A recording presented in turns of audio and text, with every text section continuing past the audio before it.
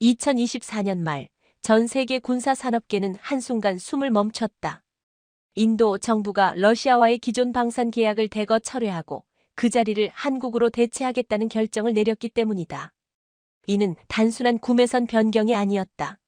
냉전 시절부터 굳건했던 인도러시아 군사동맹이 실질적으로 무너졌다는 뜻이며 동시에 한국이 아시아의 군사 질서 재편의 중심에 섰다는 신호였다.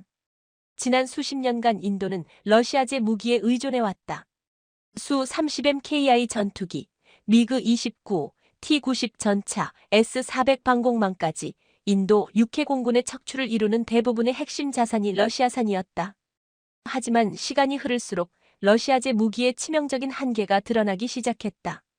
기술력의 정체, 납기 지연, 부품 조달의 불확실성, 그리고 무엇보다 실전에서의 부진이 인도군의 인내심을 시험했다. 특히 2023년 카슈미르 지역에서 발생한 교전 중 인도 공군의 수-32 파키스탄의 JF-17 흘록삼에 의해 격추된 사건은 국민적 충격으로 다가왔다. 그 순간 인도 내부에서는 러시아산 무기의 신뢰성에 대한 근본적인 회의가 확산되었고 대안을 모색하던 목소리가 점차 커져갔다. 바로 그때 등장한 것이 대한민국이었다. 한국은 K9 자주포를 통해 세계 시장에서 돌풍을 일으켰고 FA-50 경전투기로 동남아시아와 유럽을 동시에 사로잡았다. 그뿐만 아니라 천궁 2K 전차, 비호복합, 드론 체계까지 전방위적 무기 체계를 갖춘 몇 안 되는 완성형 방산국으로 떠올랐다. 그 어떤 국가도 가성비, 속도, 기술 이전, 현지화라는 네 가지 요소를 이처럼 조화롭게 제공하지 못했다. 미국은 기술은 뛰어나지만 고가에다 폐쇄적이며 러시아는 싸지만 신뢰도가 낮고 정비가 복잡하며 유럽은 느리고 융통성이 부족하다. 이에 비해 한국은 빠르고 유연하며 필요한 경우 인프라까지 함께 이전해주는 맞춤형 군사 파트너로 각인되기 시작했다. 인도의 결정은 전격적이었다. 그들은 러시아와의 차세대 전투기 공동 개발을 중단하고 FA-50 90대 도입을 우선 추진하기로 발표했다.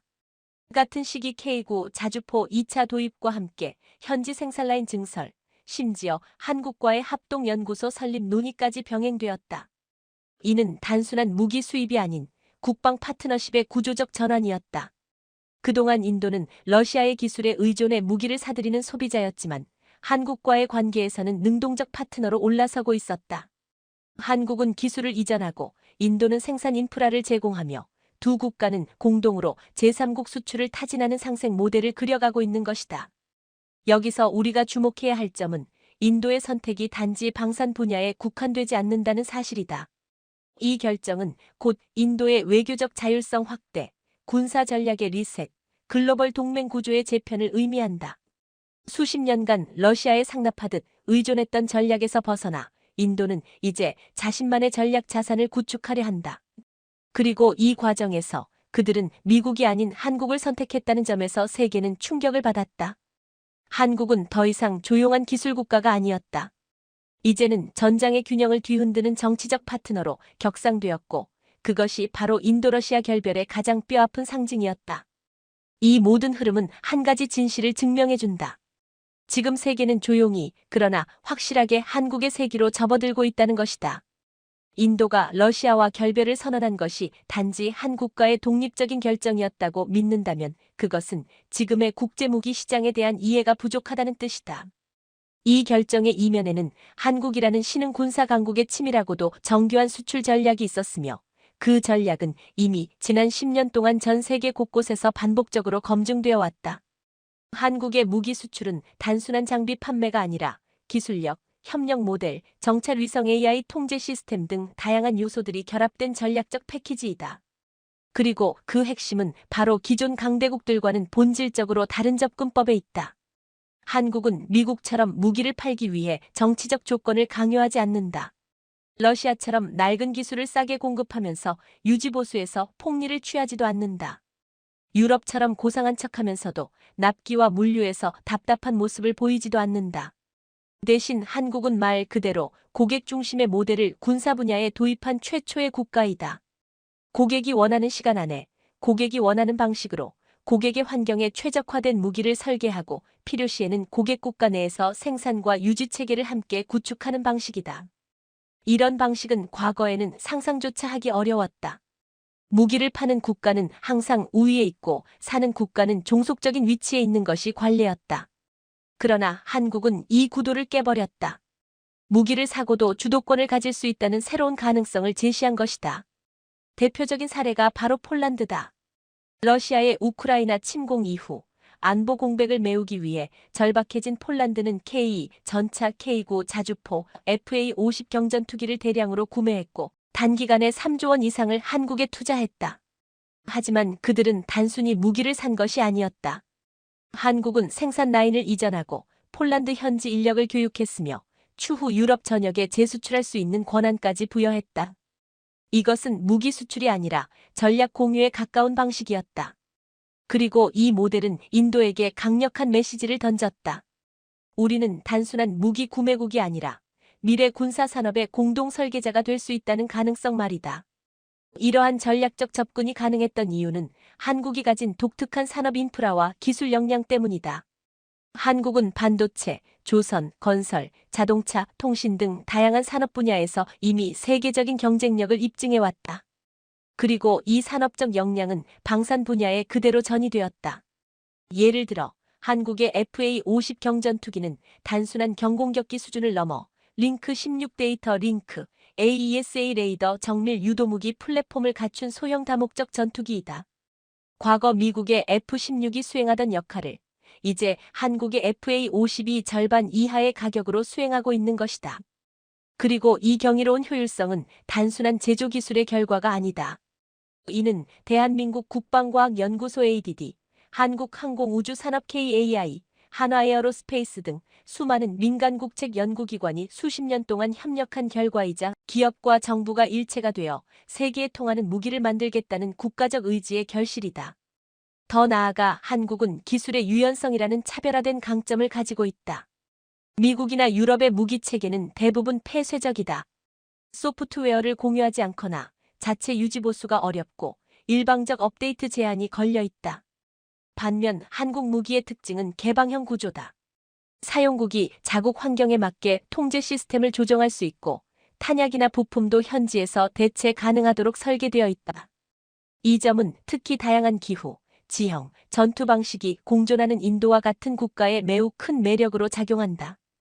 FA-52 히말라야 고산지대에서도 무리 없이 작동하고 K9 인도, 중국 국경의 험준한 지형에서도 고열조합 환경에 대응할 수 있는 이유는 바로 이런 설계 철학 때문이다. 한편 한국은 단순히 하드웨어 제공에 그치지 않고 디지털 전장 시대를 대비한 시스템 통합 능력까지 확보하고 있다. 천궁 이 방공 체계는 단순한 미사일 발사대가 아니다.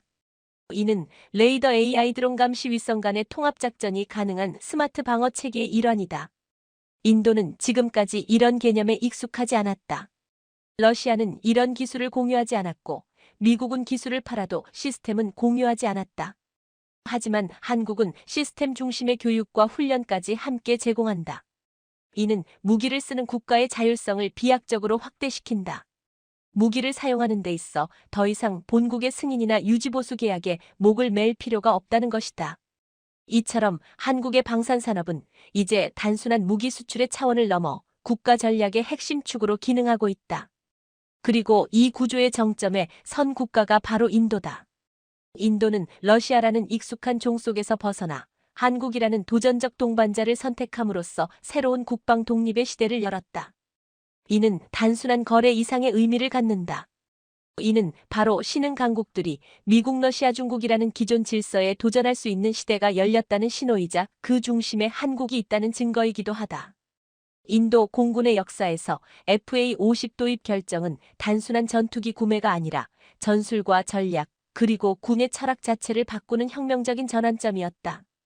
지난 수십 년간 인도 공군은 다양한 기체를 도입하며 복잡한 기종 운용 구조를 유지해왔고 이는 관리와 훈련 정비에서 막대한 비효율성을 초래했다. 수 30MKI, 미그 21, 머라지 2000, 잭과 러페일, 티저스 등 서로 다른 세대와 출신 국가의 전투기들이 혼재한 전력 구조는 단순히 무기 다양성이 아니라 혼란과 과잉 비용의 상징이었다. 특히 러시아 기체에 대한 과도한 의존은 부품 조달 문제, 정비 기술 누락, 실전 성능 불확실성이라는 삼중고를 안겨주었으며 이는 2023년 카슈미르 지역 공중전에서 극적으로 드러났다. 인도 공군의 수-32 파키스탄의 JF-17 블록3에게 격추된 사건은 전투기 성능 자체보다도 인도 공군의 전력 체계가 얼마나 취약하고 분산되어 있는지를 적나라하게 보여준 계기였다. 바로 그 시점에 한국의 FA-50이 등장했다.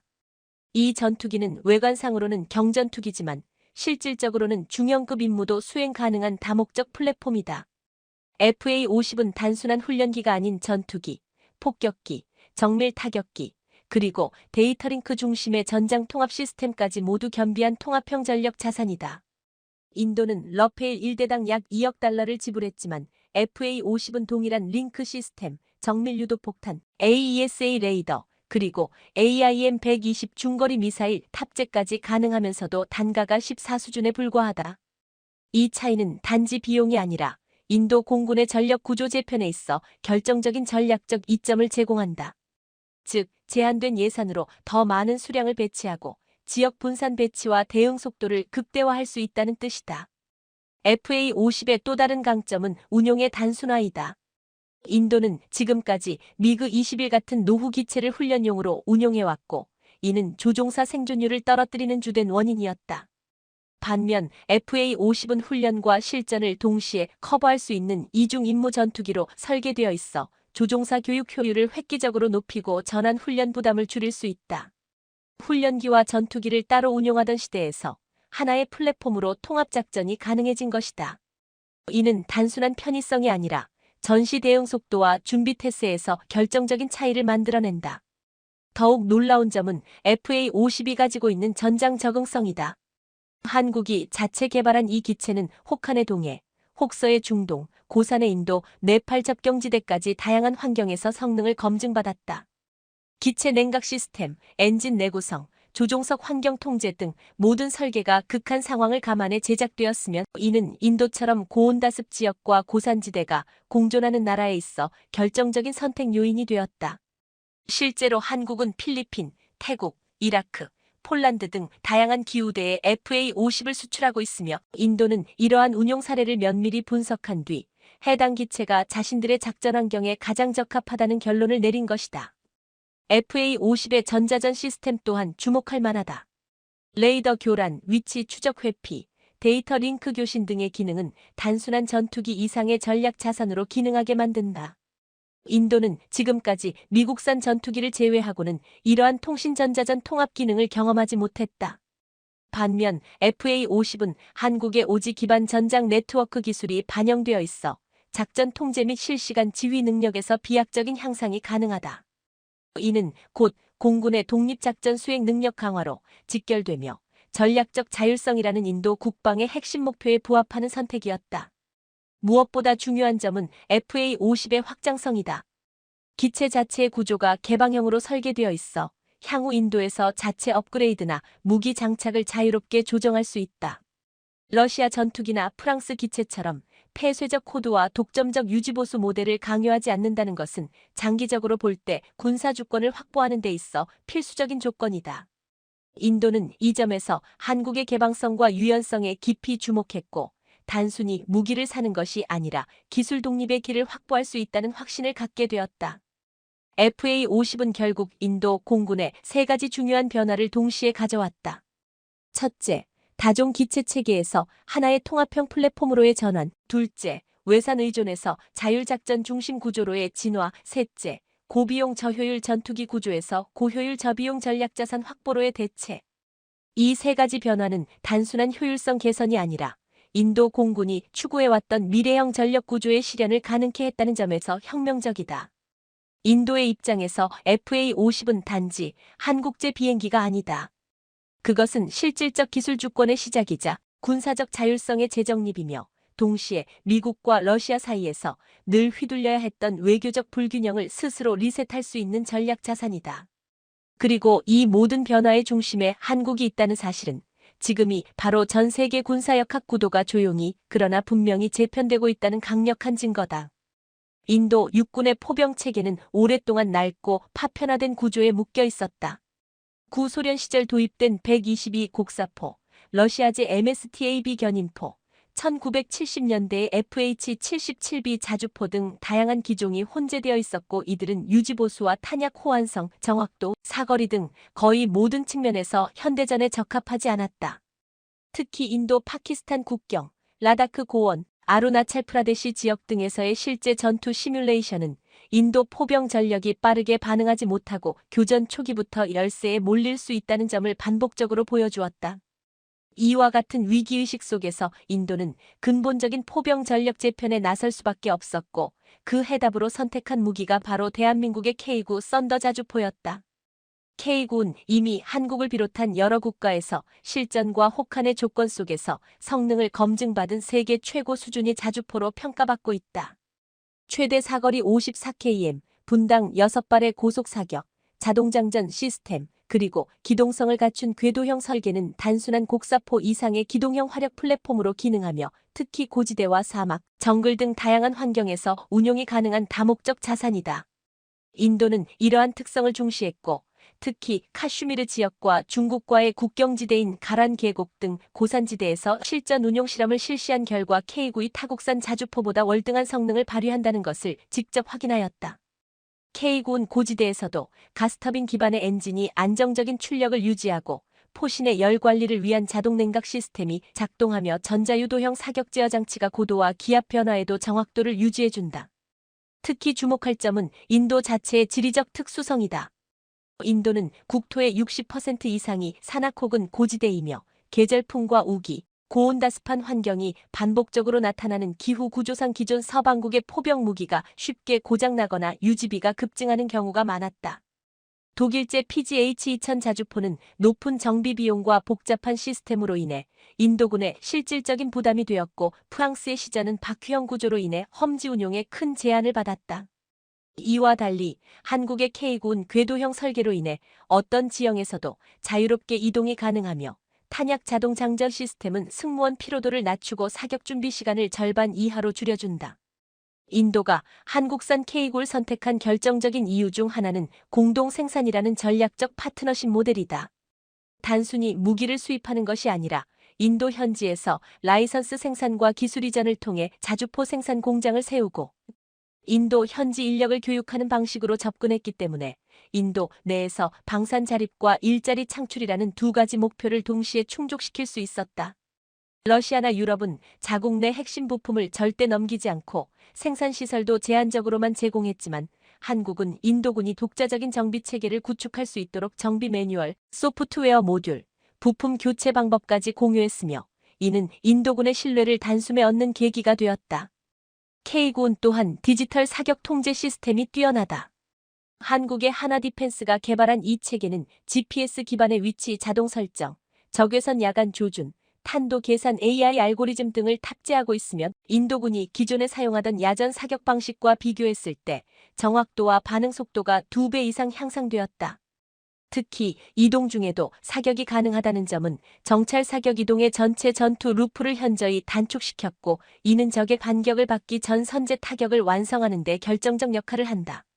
더 나아가 K9는 국제표준의 NATO 155 탄약을 기반으로 제작되어 다양한 종류의 정밀 유도탄과 특수탄을 사용할 수 있으며 이로 인해 인도군이 기존에 보유한 탄약 자산과도 호환성을 확보할 수 있었다.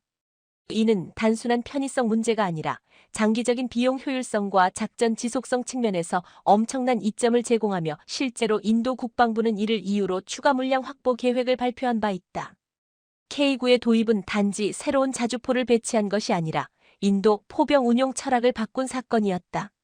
빠른 사격, 정확한 타격, 기동 후 사격, 다중 표적 타격 등 서방에서만 가능하다고 여겨졌던 고도화된 포병 작전이 K9를 통해 현실화되었고 인도군은 이를 바탕으로 대규모 합동훈련과 포병 전력 재편 시나리오를 진행하고 있다.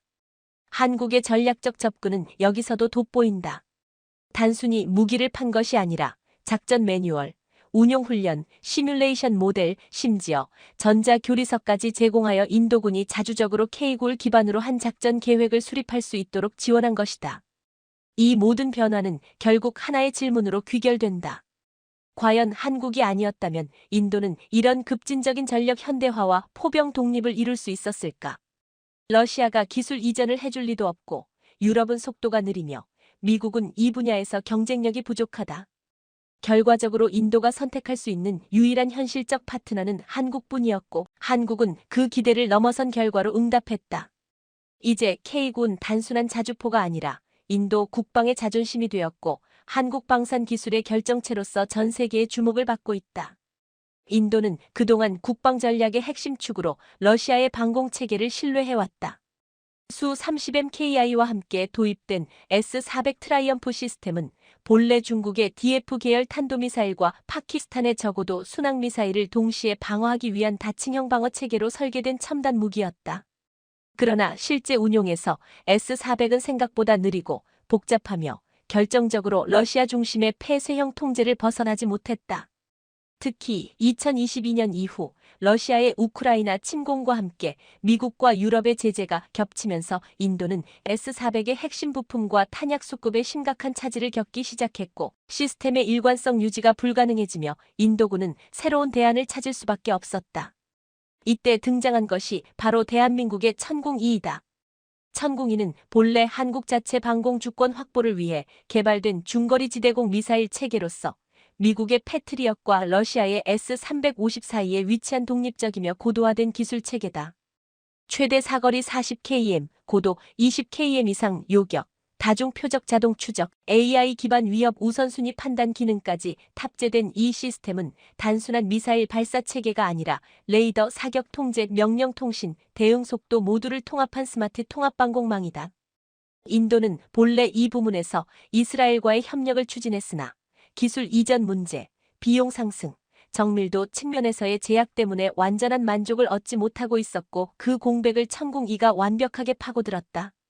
한국은 인도에 천궁2를 제안하면서 단순한 수출이 아니라 인도형 방공체계로 완전히 현지화된 맞춤형 솔루션을 제공하겠다고 선언했다. 이는 지금까지 어떤 방산 강국도 시도하지 않은 파격적인 접근이었다.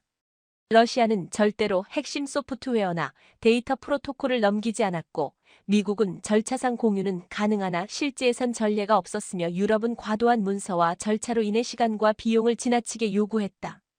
이에 반해 한국은 레이더 알고리즘, 전파 분석 체계, 통합 전장관리 플랫폼까지 포함한 전면 기술 이전 계획을 수립했고 이로 인해 인도는 자국형 방공 시스템을 구축할 수 있는 실질적 능력을 확보하게 되었다.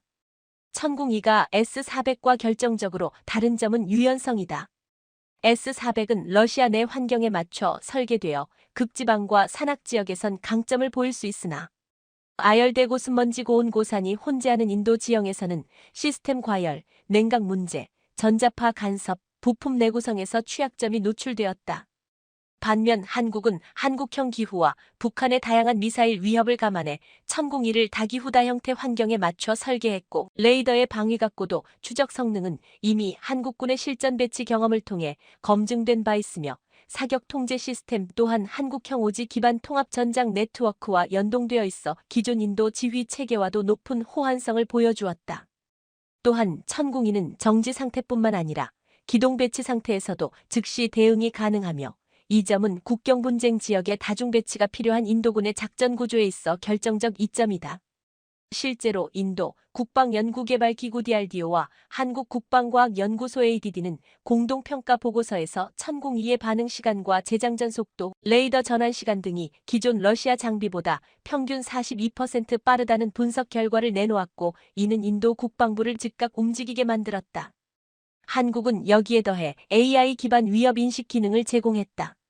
이 기능은 복수의 표적이 동시에 접근할 경우 위협도와 속도, 항적 데이터를 분석해 우선 요격 대상을 자동으로 선별해주는 시스템으로서 이는 전장 지휘관의 인지 부담을 획기적으로 줄이고 오판 가능성을 제거하는 역할을 한다. 인도는 이와 같은 자동화 AI 기반 방공 시스템을 본격적으로 도입한 경험이 없었기 때문에 한국 측의 이 기술 제안은 단순한 방공 능력 향상을 넘어 전체 지휘 체계의 디지털화를 이끄는 기폭제로 작용하였다. 천궁2의 경제성 또한 무시할 수 없다. 동급 성능을 지닌 미국의 PAC-3나 독일의 IRIS-T-SLM은 단가가 천문학적이며 기술 이전은커녕 유지보수 계약에도 제한이 많다. 반면 천궁이는 전체 시스템이 한국에서 자체적으로 생산되며 인도 현지에서 조립 및 정비를 할 수 있도록 설계되어 있어 유지비가 타국 대비 절반 이하이고 재정적으로도 인도군의 예산 계획에 가장 적합했다.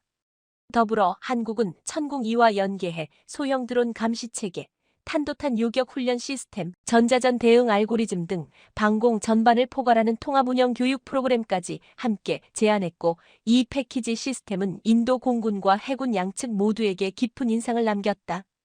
결국 천궁2의 도입은 인도군의 방공 체계를 단순히 새로운 무기로 교체하는 차원을 넘어 전체 국방 전략과 군사 지휘 구조를 21세기형 디지털 전장 구조로 전환시키는 계기가 되었으며, 러시아의 종속적이었던 방공 전략이 자주적이고 유연한 구조로 완전히 탈바꿈하게 되는 대사건이었다.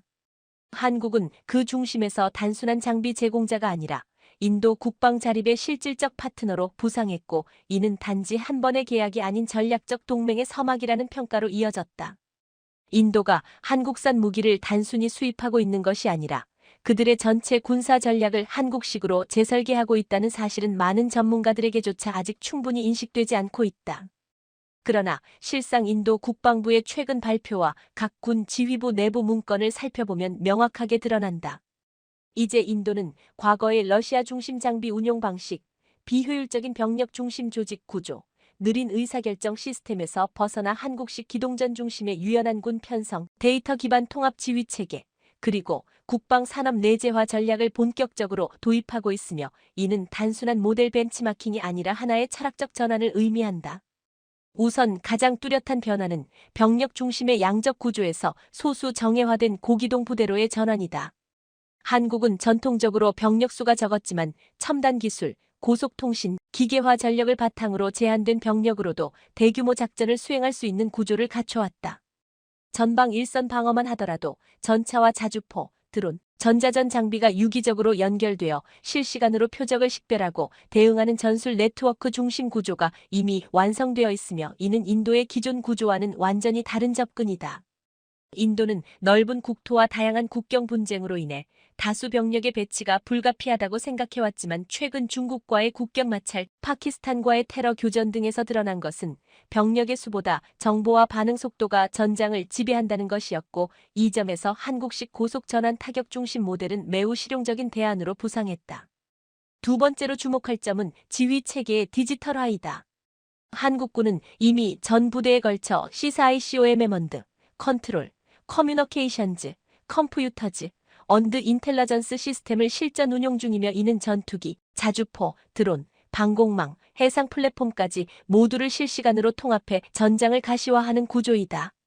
반면 인도는 여전히 지휘 체계가 육해공 각각 분리되어 있으며, 정보의 흐름이 일방적이고 느리며 통합훈련이나 교차 운용 경험이 제한적이다. 이에 인도는 한국방위산업청, ADD 국방과학연구소, 육군 교육사령부와 협력하여 통합지휘 플랫폼 공동연구를 시작했고, 한국은 KAIST, LIGNX1, 하나시스템 등을 통해 이에 기술적 지원을 제공하고 있다. 특히 클라우드 기반 전장 상황관리, GPS 대체 위치정보 시스템, AI 기반 위험 예측 프로그램은 인도군이 자주성과 신속성을 동시에 확보하는 데 결정적인 역할을 하게 될 것이다. 셋째, 한국의 민군 협력 구조는 인도가 가장 주의 깊게 벤치마킹하고 있는 영역이다. 한국은 군사기술 개발과 민간기술의 융합을 통해 비용 효율과 기술 확산을 동시에 달성해왔고, 대표적인 사례가 바로 드론, 로봇, 감시장비, AI 센서 기술이다. 인도는 과거 DRDO를 중심으로 군사기술을 독자적으로 개발해왔지만 성과는 더디고 예산은 비효율적이었으며, 결과적으로 주요 무기 플랫폼 대부분을 수입에 의존할 수밖에 없었다. 그러나 한국은 민간 기업이 핵심 모듈을 개발하고 국방부가 이를 전력화하는 구조를 통해 빠르게 경쟁력을 확보했고, 이러한 모델은 인도군이 현지 방산 산업을 활성화하고 수입 의존도를 낮추는 데 있어 매우 매력적인 접근이 되고 있다. 특히 주목할 변화는 군 인재 양성 체계의 개편이다. 한국은 ROTC, 학군단, KAIST 국방 프로그램 등을 통해 장교 및 기술 인력을 조기 발굴 훈련하고 있으며, 인도 역시 이와 유사한 구조를 도입하기 위해 국방기술대학 설립 계획을 발표하였다. 이는 단순히 장교 양성을 넘어서 국방연구와 산업정책을 통합적으로 운영하는 데 필요한 고급 인재를 체계적으로 육성하겠다는 선언으로 과거 식민지형 관료제에 머물렀던 인도 국방교육 패러다임이 본격적으로 혁신되고 있다는 신호다. 무엇보다 중요한 점은 인도군의 전략적 사고방식이 이제 수동적 방어에서 공세적 억제로 전환되고 있다는 것이다. 한국은 북한이라는 핵무장 세력과 오랜 시간 대치하면서 단순히 방어적 대응을 넘어서 선제 탐지, 정밀 타격, 후속 억제까지 통합된 전략 억제 패러다임을 구축해왔다. 이 구조는 FA-50, K9, 천궁-2 오지 네트워크, 드론 정찰 체계 등 모든 요소가 하나로 연결된 다층적 억제 시스템이다. 인도 역시 파키스탄과 중국이라는 이중 안보 위협에 직면하면서 단순히 국경선에서 병력을 늘리는 방식이 아닌 통합 타격 능력과 전방위 탐지 능력을 통해 상대의 의도를 사전에 차단하는 능동적 전략을 추구하고 있고, 바로 이 지점에서 한국 모델은 가장 구체적이고 실질적인 참고 사례로 자리 잡고 있다. 요약하자면 지금 인도가 추진하고 있는 군사 전략의 핵심 키워드는 한국화라고 할 수 있다. 이는 단지 무기를 산다고 이루어지는 것이 아니다. 작전 사상, 지휘 구조, 인재 양성, 산업 생태계, 디지털 인프라, 전략적 자율성이라는 6개의 축을 모두 동시에 바꾸겠다는 결단이며, 이는 제3세계 국가로서 대국 틈바구니에서 흔들리던 인도가 비로소 독립된 군사강국으로 발돋움하려는 신호탄이다. 그리고 이 거대한 전환의 촉매제 역할을 하고 있는 것이 다름 아닌 대한민국이라는 사실은 우리 모두가 주목해야 할 역사적 장면이다. 인도가 러시아와의 전략적 동반자 관계를 실질적으로 해체하고 한국과의 전면적 방산 협력을 시작하자 가장 먼저 충격을 받은 국가는 다름 아닌 러시아였다. 수십 년 동안 인도는 러시아 무기 산업의 최대 고객이자 정치적 우군이었다.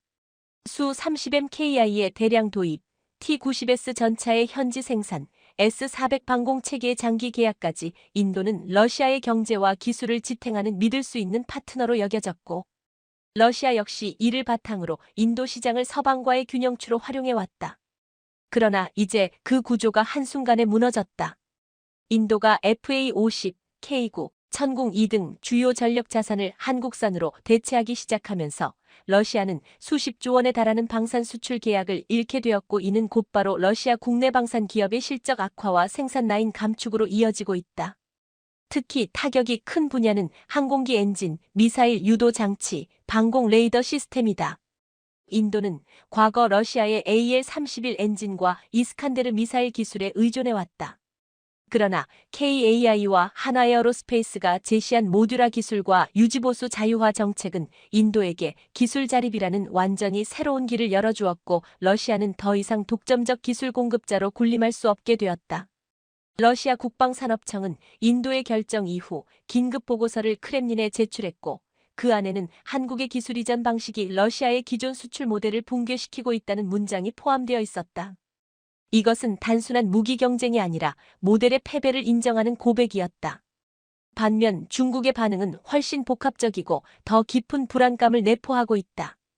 중국은 오랜 기간 동안 인도의 군사 현대화를 경계해왔고, 특히 인도가 러시아제 무기에 머무르길 바랐다. 그 이유는 간단하다. 러시아 무기는 중국이 이미 해독하고 대응할 수 있는 체계였고, 그 전술적 특성과 기술적 한계까지 중국군은 숙지하고 있었다. 하지만 한국산 무기 체계는 완전히 다르다. 한국은 북한이라는 예측 불가능한 상대와 수십 년간 대치하며 독자적이고 진화형 전술을 개발해왔고, 이 과정에서 수많은 실전형 기술과 복합 작전 모델이 축적되었다. 중국에게 있어 인도가 한국의 군사 전략과 무기를 받아들이는 것은 단순한 성능 향상이 아니라 전술적 사고방식 자체의 변화를 의미하며, 이는 기존의 중국이 상정했던 인도군 대응 매뉴얼을 무력화시키는 결정적 위협이다. 중국 관영 언론은 최근 인도와 한국 간의 방산 협력에 대해 대단히 유감이며 지역 안정을 해치는 행위라고 보도했지만 그 속내는 분명했다. 중국은 지금까지 아시아 내에서 무기 및 전략 기술을 선도하는 주도국의 지위를 자처해왔으나 한국의 부상으로 그 독점적 지위가 위협받고 있으며, 인도라는 핵심 국가가 그 질서를 거부하고 한국을 파트너로 선택함으로써 동아시아 남아시아 간의 새로운 전략 연합 구도가 형성되고 있는 것이다. 특히 한국이 제공하는 개방형 무기 시스템은 동남아시아 국가들, 예를 들어 베트남, 필리핀, 말레이시아에도 확산될 가능성이 높고 이는 중국의 무기 외교 영향력을 근본부터 흔드는 파괴력을 가진다. 이러한 위기의식은 중국의 실질적 행동에서도 드러난다. 인도-한국 협약 직후 중국은 파키스탄에 대한 무기 공급을 확대하고 고성능 드론과 미사일 체계를 긴급 이전했으며 파키스탄 내 무기 조립 라인을 확장하는 투자 계획을 공개했다. 이는 명백한 견제이며 동시에 차이나 패권이 실제로 도전받고 있음을 스스로 인정하는 조치이기도 하다. 더불어 중국은 아르헨티나, 브라질 등 남미 국가에 대한 무상 무기 지원을 발표하며 한국의 중남미 진출을 견제하려 하고 있으나 이미 한국은 아르헨티나의 토지를 확보했고 브라질 및 멕시코와의 기술 협약을 추진 중이기 때문에 중국의 전략은 반응적이며 수세적이다. 러시아와 중국 모두가 위협을 느끼고 있는 결정적 이유는 한국의 방산 모델이 기존 강대국의 수직적 지배구조를 부정하고 있다는 데 있다. 러시아는 너는 사고 나는 준다는 방식이었고 중국은 기술은 주되 지휘권은 내가 가진다는 방식이었다. 그러나 한국은 우리는 같이 만든다는 새로운 패러다임을 제시했다. 인도는 이 구조 속에서 단순한 구매자가 아니라 설계자, 조립자, 수출 파트너, 심지어 전략적 동반자라는 새로운 정체성을 얻게 되었고 이것이 바로 러시아와 중국이 가장 두려워하는 부분이다. 이제 세계는 단순한 무기 경쟁이 아니라 동맹의 철학 경쟁 시대로 접어들고 있다. 한국은 효율성과 유연성, 기술과 진정성을 바탕으로 그 철학에서 앞서고 있으며 그 결과 인도라는 대국을 자기 편으로 끌어들이는 데 성공했다. 러시아와 중국은 아직도 무기를 권력으로 여기지만 한국은 무기를 신뢰의 언어로 사용하고 있으며 이것이 바로 지금의 세계 질서 재편 속에서 가장 중요하게 평가받는 능력이다. 한국이 단순히 우수한 무기를 판매하는 국가를 넘어 세계 질서를 설계하는 전략 생태계의 중심으로 떠오르고 있다는 사실은 이제 더 이상 방산업계의 내부 정보가 아니다. 전 세계가 한국을 주목하는 이유는 단지 FA-50, K9, 천궁2와 같은 전술 장비의 성능 때문이 아니라 그 무기들을 중심으로 완성된 산업구조, 교육 시스템, 정보기술, 외교 전략, 문화 콘텐츠까지 아우르는 총체적 영향력, 즉 국가 운영 모델의 수출 가능성 때문이다. 그리고 인도는 지금 이 한국 모델을 단순한 군사적 수단이 아닌 자국의 국가 전략 재편의 핵심 축으로 받아들이고 있다. 가장 두드러진 변화는 방산을 둘러싼 생태계 구축 방식이다. 한국은 무기를 수출할 때 무기만 파는 것이 아니라 그것을 운용할 수 있는 인프라, 기술, 인재, 교육, 전력 계획, 그리고 생산 체계까지 한 번에 제공한다. 이는 미국이나 러시아, 중국이 제공하지 못하는 부분이다. 미국은 기술력은 뛰어나지만 폐쇄적이며 러시아는 기술 이전은 없고 소비 구조만 반복되며 중국은 장비를 제공하나 신뢰와 자유가 없다. 그러나 한국은 우리가 가진 것을 너희에게 나누겠다는 자세로 접근하며 파트너 국가가 주체성을 잃지 않도록 유도한다. 이로 인해 인도는 단순히 전력을 강화하는 수준을 넘어서 국방 생태계의 독립을 위한 토대를 마련하고 있는 것이다. 한국은 또한 디지털 기술의 방산 접목에 있어 독보적인 위치를 점하고 있다. 전장 내 무기 운용만이 아니라 공급망 관리, 병참 시스템, 데이터 통신, 전자전 대응, 사이버 방어까지 모두 통합된 IT 기반 국방 구조를 한국은 이미 갖추고 있고 이를 모듈화하여 수출하고 있다.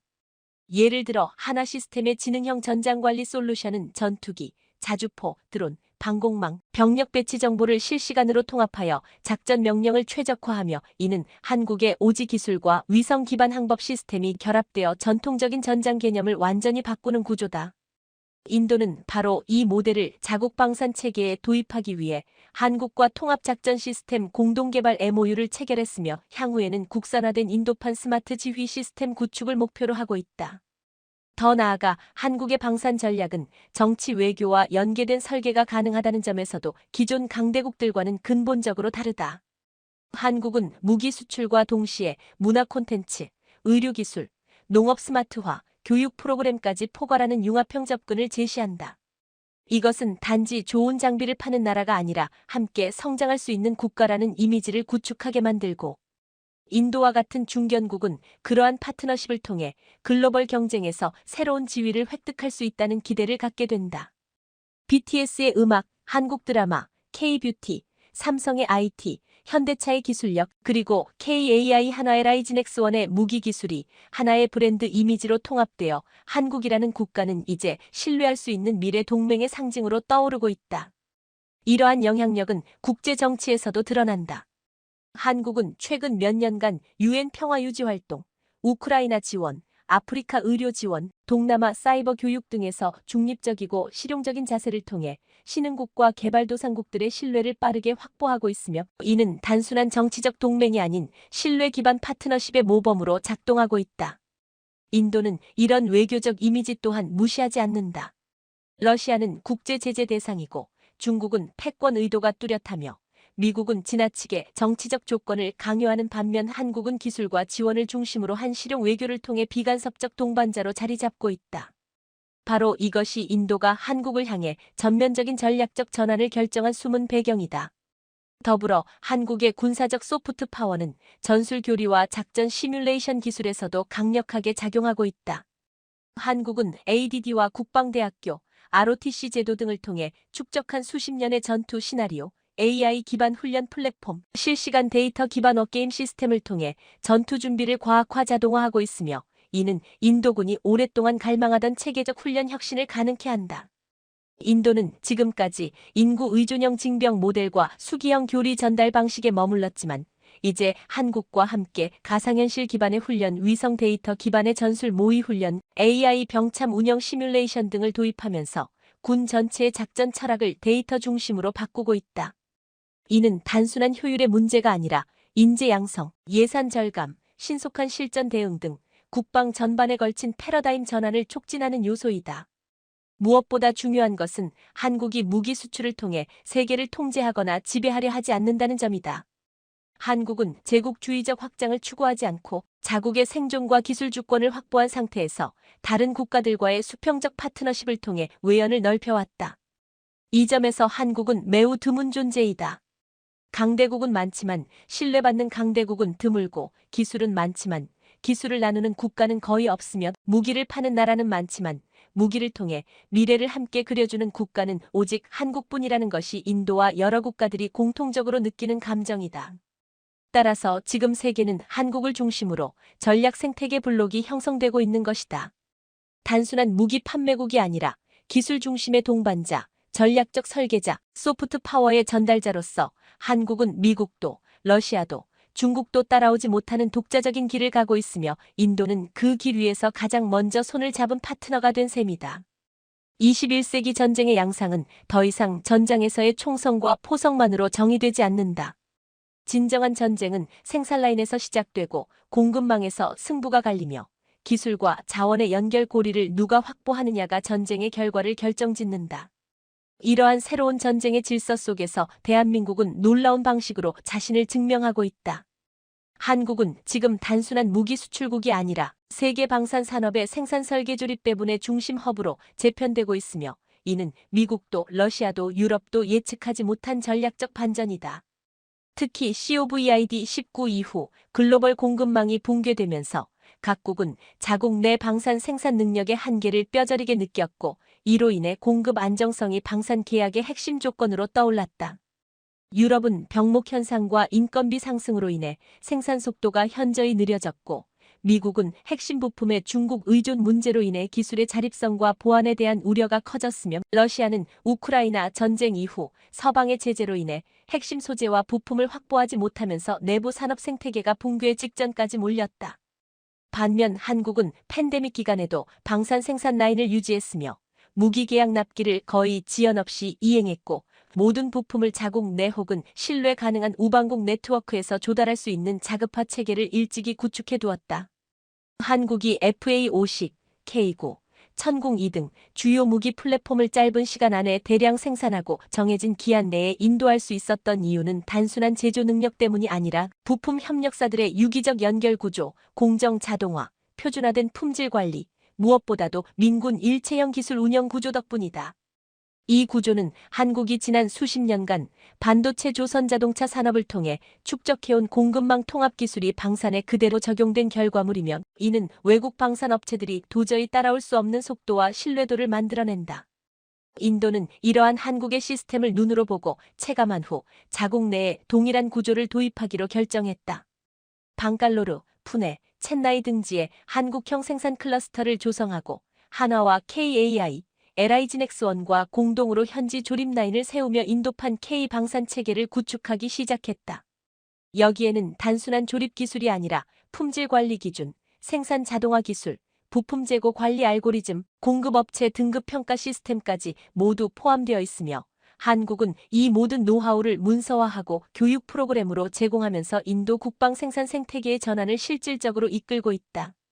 그 결과 인도는 단순한 수입국에서 벗어나 한국과 공동 생산을 통해 제3국으로 수출까지 가능한 재수출 파트너국으로 격상되었고, 이는 방산 외교사에 있어 매우 이례적인 구조이다. 지금까지 무기를 수입한 국가는 그 무기로 자국 안보를 지키는 데만 그쳤으나 인도는 이제 K9, FA50, 천궁 2와 관련한 부품 일부를 제3국에 공급하고 공동기술 세미나를 개최하는 주체로 활동하게 되었고, 이 과정에서 한국은 무기 수출국이 아니라 무기 산업 플랫폼 제공국이라는 새로운 정체성을 획득하게 되었다. 이러한 변화를 가능케 한 또 하나의 핵심 요소는 한국의 방산 표준화 능력이다. 한국은 모듈 단위의 무기 설계, 호환 가능한 탄약 규격, 소프트웨어 코드의 개방성, 장비별 교체 주기의 일괄 관리 등 전체 무기 체계를 유기적으로 구성하고 있어 부품 교체와 업그레이드가 자유롭고 향후 10년 이상 지속적 운용이 가능하도록 설계되어 있다. 이러한 표준화 구조는 공급망 안정성과 직결되며 현지에서 빠른 정비와 운용을 가능케 하는 핵심 기반이다.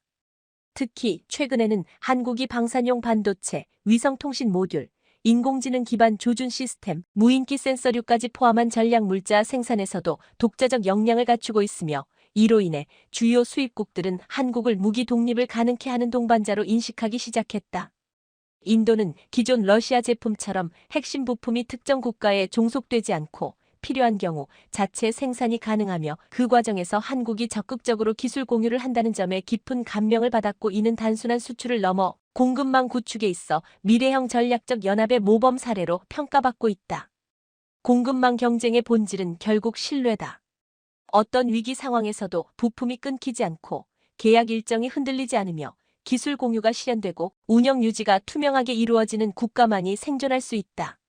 한국은 바로 그 모든 조건을 충족시키는 몇 안 되는 국가이며, 특히 팬데믹과 전쟁, 기술 냉전이라는 3중 위기가 겹친 이 시기에 신뢰 기반 공급망의 상징으로 떠오르고 있다. 인도는 지금 이 공급망 위기를 한국과 함께 돌파하고 있고, 더 나아가 한국의 시스템을 통해 자국 내 방산 생산 자립을 완성해 가고 있다. 이처럼 한국은 더 이상 단순히 전쟁 장비를 만들어 파는 나라가 아니다. 이제 한국은 전 세계가 가장 주목하는 방산 산업의 기준이며 동시에 공급망 민주화의 선도국이 되었다. 이것은 단 한 번의 수출 계약으로 이루어진 일이 아니다. 수십 년에 걸친 기술 집약, 산업 통합, 글로벌 네트워크 구축, 그리고 흔들림 없는 품질에 대한 약속이 만든 결과이다. 그리고 인도는 바로 지금 이 결과물을 가장 가까이에서 경험하고 있으며 한국과 함께 공급망 전쟁의 미래를 설계하고 있는 것이다. 전 세계가 미국과 중국의 양극 패권 경쟁에 몰두하고 있을 때 대한민국은 소리 없이 무게 중심을 옮겼고, 이제 그 결과는 더 이상 감춰질 수 없는 현실이 되었다. 인도의 전략적 결단, 중동의 방산 재편, 유럽의 무기 수요 전환, 아프리카와 남미의 인프라 협력까지 이 모든 글로벌 변화의 교차점에 한국이라는 이름이 반복적으로 등장하고 있고, 이는 단순한 경제적 성공이나 기술 수출의 문제가 아니라 한국이 세계 질서를 설계하는 바둑판 위에 주체로 올라섰다는 역사적 전환의 신호이자 지금 이 순간이 바로 한국의 세기가 시작되는 결정적 장면임을 의미한다. 과거 세계사에서 강대국이 된다는 것은 영토를 확장하거나 군대를 동원하거나 금융을 지배하거나 혹은 언어와 문화를 세계화하는 방식으로 실현되었다. 그러나 21세기 이후의 강대국 조건은 완전히 다르다. 기술 주권을 확보하고 글로벌 공급망을 통제하며 무기를 넘어서 생태계를 수출하고 위기 상황에서도 외교적 균형과 전략적 신뢰를 유지하는 국가만이 진정한 의미에서 초강대국의 자격을 얻게 된다. 이 기준에서 한국은 이미 대부분의 항목을 충족했으며, 무엇보다 중요한 것은 이 모든 것을 무력이나 억압이 아니라 협력과 상생이라는 방식으로 달성했다는 점이다. 한국이 인도와 맺은 전략적 파트너십은 그 상징이다. 수입국에서 공동생산국으로, 소비자에서 설계자와 수출 파트너로, 방산 거래에서 전략 공유와 군사 교리 전환으로 이어지는 이 협력 구조는 기존의 어떤 강대국도 만들지 못한 신개념 동맹이며, 인도는 이 구조 속에서 스스로의 독립성과 역량을 재정의하게 되었고 한국은 그러한 자주화의 촉매이자 신뢰의 기반이 되었다. 러시아와 미국, 중국이 수십 년 동안 장악해온 군사 외교의 전통적 틀을 한국이 새로운 언어로 다시 쓰고 있는 것이다. 더불어 한국은 경제와 안보, 기술과 문화, 산업과 외교를 하나로 연결하는 능력을 갖춘 몇 안 되는 국가다. 삼성과 현대는 세계 공급망의 핵심 축을 구성하고 있으며 K-팝과 드라마, 영화는 문화의 장벽을 허물었고 AI와 반도체, 전기차 배터리 기술은 세계 산업 전환의 선도자로 부상하고 있다. 동시에 FA-50, K9, 천궁-2 현무미사일, 드론 체계는 군사기술의 최전선을 담당하고 있고 이러한 모든 역량이 서로 단절되지 않고 국가 전략 시스템으로 통합되어 작동하는 국가, 그것이 바로 오늘날의 대한민국이다. 이제 한국은 단순한 수출국이 아니다. 세계가 신뢰할 수 있는 위기관리 파트너이며 갈등을 조율할 수 있는 중재자이며 전략적 독립을 설계할 수 있는 동맹의 설계자이다. 특히 중견국이나 개발도상국 혹은 강대국 사이에서 균형을 모색하는 국가들에게 한국은 미국이나 중국의 대안이 아니라 완전히 새로운 제3의 길로 인식되고 있으며 이러한 신뢰는 숫자로 환산할 수 없는 외교적 자산이자 향후 수십 년간 글로벌 영향력을 행사하는 결정적 기반이 된다. 한국이 초강대국의 자리에 올라선다는 말은 결코 과장이 아니다. 이는 전통적인 군사력이나 핵 보유 수치로 측정할 수 없는 새로운 시대의 영향력으로서 한국은 이미 그 조건을 충족했고 인도와의 전략 협력은 그 정점을 알리는 선언이다. 세계가 혼란에 빠지고 기존 질서가 무너지고 신뢰와 통제가 분리되는 시기에 한국은 기술로, 전략으로, 협력으로, 그리고 진정성으로 새로운 질서를 제안하고 있으며 그것이 바로 초강대국의 핵심 자질이다. 서울은 더 이상 변방의 작은 수도가 아니다. 이제 서울은 전략적 선택의 중심이며 공급망의 교차점이며 외교 질서의 방향타이며 무엇보다 세계가 신뢰하는 미래 설계의 중심지이다. 인도가 그것을 먼저 알아보았고 유럽과 중동, 동남아, 아프리카, 남미가 그 뒤를 따르고 있으며 세계는 지금 조용히 그러나 확실하게 서울 중심의 시대를 맞이하고 있다. 이제 우리는 질문을 바꿔야 한다. 한국이 과연 강대국이 될 수 있을까가 아니라 한국이 어떻게 세계를 설계할 것인가를 묻는 시대가 된 것이다. 한국의 잠수함이 현재 해외에서 러브콜이 쏟아지고 있는 가운데 대우조선해양이 인도 정부가 추진한 7조 원 규모의 잠수함 프로젝트 수주를 포기할 전망으로 알려져 많은 사람들이 깜짝 놀라고 있습니다. 인도 잠수함 프로젝트에서 한국의 잠수함이 타국의 잠수함들보다 성능이 우수의 유력한 후보로 알려져 있었는데요.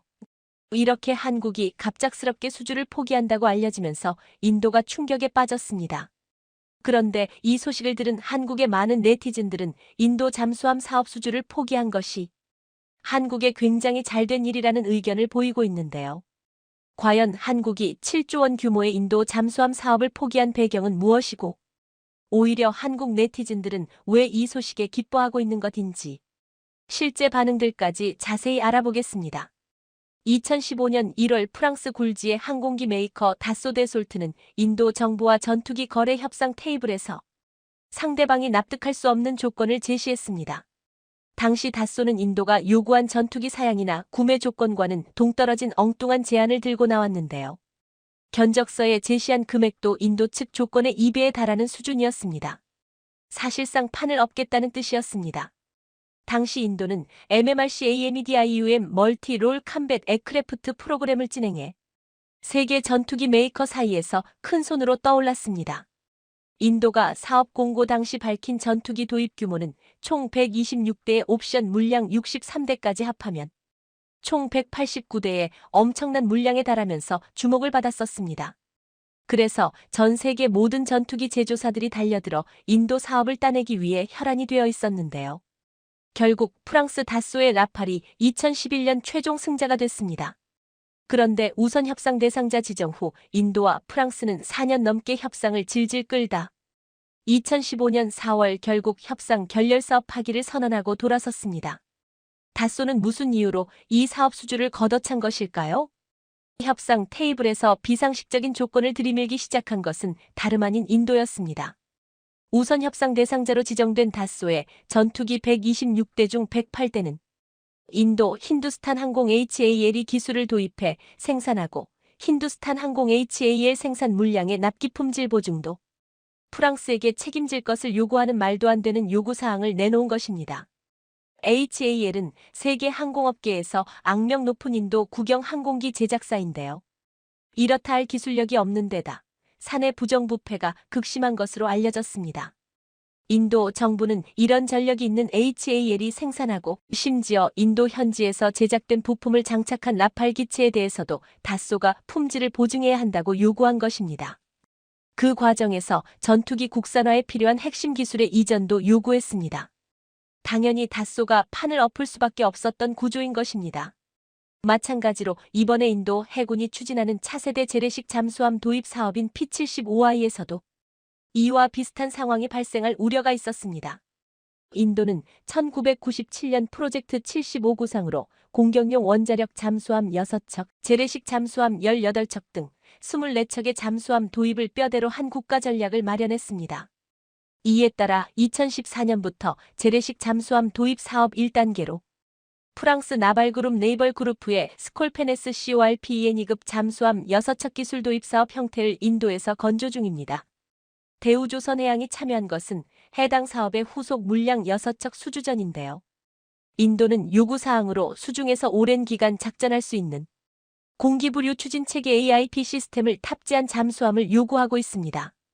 AIP 기술이 탑재된 재래식 잠수함은 물 밖으로 나와 디젤 엔진을 재가동할 필요 없이 동력을 얻어 잠항 기간을 3배가량 늘릴 수 있습니다. 잠수함 6척을 건조하는 비용으로 약 7조 원의 예산을 책정했는데요. 사업 규모가 워낙 크다 보니 세계 유수 잠수함 메이커들이 사업에 모두 참여했습니다. 먼저 1차 사업을 수주한 프랑스 나발그룹이 쇼트핀 바라쿠다, 블록이레이 모델을 제안했고 독일 티센크루프 마린 시스템은 216형, 218형 잠수함을 제시했습니다. 그리고 스페인 나반티아는 자국 해군의 납품한 S80 모델을, 러시아 국영무기 수출업체 로소보넥소퍼트는 아무르 1650형 잠수함을 제안했습니다. 그리고 한국의 대우조선해양도 도산 안창호급 잠수함을 개량한 DSM이 3000 모델을 내놓았는데요. 그러나 프랑스의 잠수함은 척당 건조 비용이 3조 원을 넘어서 가격 경쟁력이 없었고 독일은 216형과 유사한 함정을 건조한 경험이 없어서 발목을 잡혔습니다. 또 스페인은 자국 해군의 인도한 잠수함의 치명적인 설계 결함 문제가 발견돼 수주 가능성이 낮아졌습니다. 그리고 러시아는 중국이 너무나도 많이 카피해간 탓에 인도에게는 그닥 매력이 없어 보였습니다. 이와 같이 다른 후보들의 수주 가능성이 낮아진 가운데 한국의 DSM이 3000은 재래식 잠수함 중 가장 독보적인 성능과 가격으로 인도 정부의 마음을 사로잡았는데요. 그래서 그동안 한국이 인도 잠수함 사업의 최종 승자가 될 가능성이 점쳐졌습니다. DSM이 3000은 다른 모델들과 비교할 수 없는 고성능 제품입니다. 도산 안창호급 잠수함을 통해 검증된 선체, 세계 최고 수준의 리튬이온 배터리 기술을 이용한 AIP 시스템, 경쟁 모델 중 유일한 수직 발사관 모듈을 갖춘 재래식 잠수함기의 명품입니다. 인도는 P-75I 잠수함에 수직 발사관을 탑재해 자국산 브라모스 초음속 대함미사일을 운용할 것을 검토하고 있는데요. 이를 충족할 모델은 SLBM 탑재 설계를 완료한 DSM이 3000이 유일합니다. 인도 측이 제시한 척당 1조 원 정도의 가격을 맞추면서 이처럼 높은 사양을 갖추기란 쉽지 않은데 한국이 이를 입증해내면서 전 세계 군 전문가들을 놀라게 했는데요. 특히나 최근 한국은 AIP 성능을 기존 대비 30% 극대화시킬 수 있는 디젤 계질 촉매 개발까지 성공하며 원잠을 갖지 못한 국가들에게 최고의 잠수함으로 평가받고 있습니다. 그래서 호주도 원잠을 도입하기 전에 한국 잠수함 구매 추진을 서두르고 있는 것인데요. 그런데 최근 인도 잠수함 사업에 큰 위기가 닥쳤습니다. 인도 정부가 너무 무리한 조건을 내세우면서 하나둘씩 사업을 떠나며 사업 자체가 좌초될 위기에 놓였습니다. 이제 유력한 후보인 한국을 비롯해 남은 후보들도 모두 이 사업을 포기할 것으로 전해지며 인도 잠수함 사업이 전면 취소될 가능성도 점쳐지고 있는데요. 스웨덴의 사부는 전략적 파트너십의 불균형을 이유로 공식 입찰이 나오기도 전에 입찰 거부를 표시했고 프랑스와 독일 회사를 포함하여 경쟁 중인 다른 업체들도 프로젝트에 참여할 수 없다고 밝히며 결국 한국, 러시아, 스페인만 입찰 후보에 남게 됐었는데요. 그러다 경쟁 후보가 모두 빠지면서 한국이 최종 선정될 유력 업체로 거론됐습니다. 그런데 유력한 후보였던 한국도 이 사업을 포기할 것으로 전해지며 인도가 발칵 뒤집혔습니다. 18일 업계에 따르면 대우조선해양은 7조 원 규모에 달하는 인도 잠수함 도입 P-75I 건조 사업에 참여하지 않는 방안을 검토하고 있습니다. 프로젝트 사업 재개가 늦어진 데다 사업성이 떨어져 수주가 유력했던 대우조선도 입찰에 불참한다는 것인데요. 대우조선은 인도 잠수함 프로젝트 사업성이 매우 떨어지는 모양이라며 내부 검토를 거쳐 사실상 더 이상 입찰에 참여하지 않을 걸로 보인다고 말했습니다. 특히 문제는 계약 조건과 관련해서 인도가 상당한 기술 이전을 요구했으며 기술 이전에 관한 상세 규정도 구체화되지 않았다는 점이 문제였습니다.